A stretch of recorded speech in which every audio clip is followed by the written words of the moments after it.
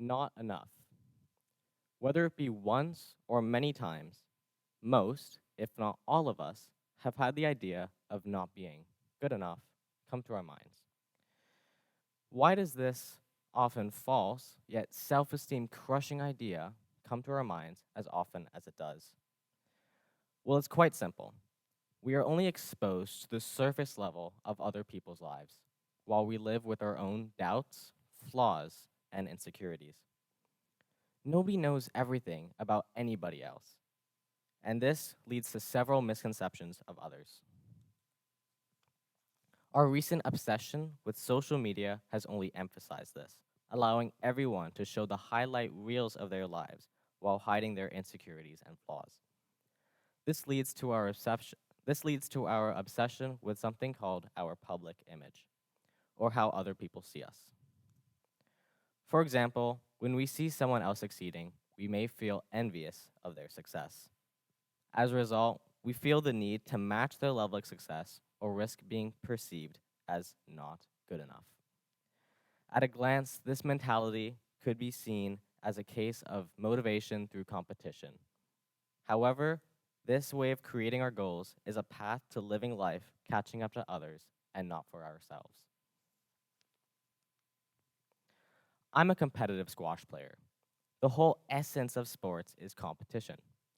But basing our value on how our performance matches up to that of others is not good. I played the sport for fun initially, but as the competition level rose, so did my expectations. Obviously, I wanted to be a winner, but even more, I wanted to be known as a winner. This meant that every time I lost, I would bash myself with the idea of not being good enough. While this could have been my source of motivation, it was really a blow to my self esteem.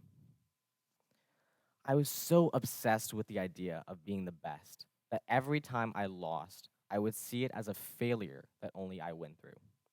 And when I won, I would never be proud of myself, only satisfied that I was upholding my desired image.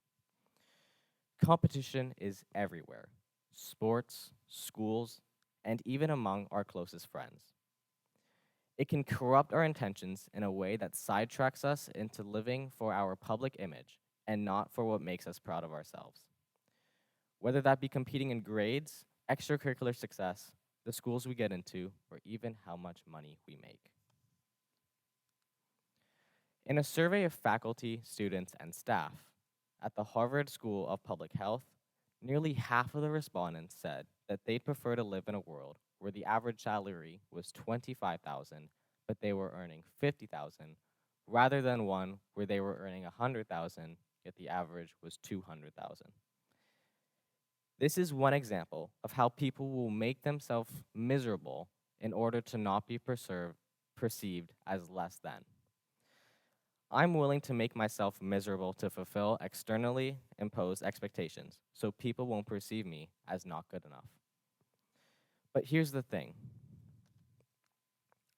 everybody fails. Everybody fails a lot. So if we paint these people, other people whose failures we don't see, as perfect, then we're bound to have our self esteem crush every single time we make a mistake. We put others on a pedestal, but we forget about doing what actually makes us proud of ourselves. Because of this, my self esteem was at a point where I sought validation from other people. So instead of doing things that made me happy, I'd rather have people tell me that I'm successful, tell me that I'm good enough, or worthy of my pride. My struggle is that I'm too hard on myself to tell myself that and actually believe it. So, how do we overcome this illusion of not being good enough? Well, let's take a look at Michael Jordan. In high school, he was rejected from his high school varsity basketball team.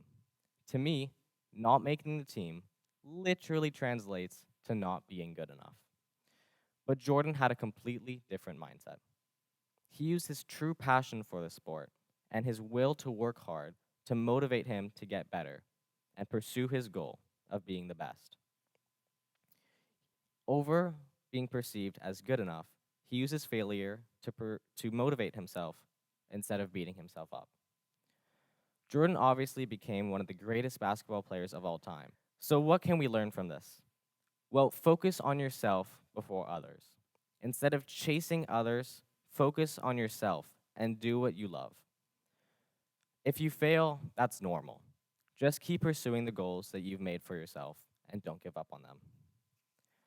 Before you take somebody as perfect or successful, just know that they failed many, many, many times. Don't go chasing after others in an attempt to secure your public image. Do what you love and make yourself proud. Living life trying to catch up to others is like living on a hamster wheel, constantly running, but never actually going anywhere. It would be a shame living your whole life miserably trying to impress others, only to realize that you've never actually been proud of yourself for accomplishing something meaningful to you.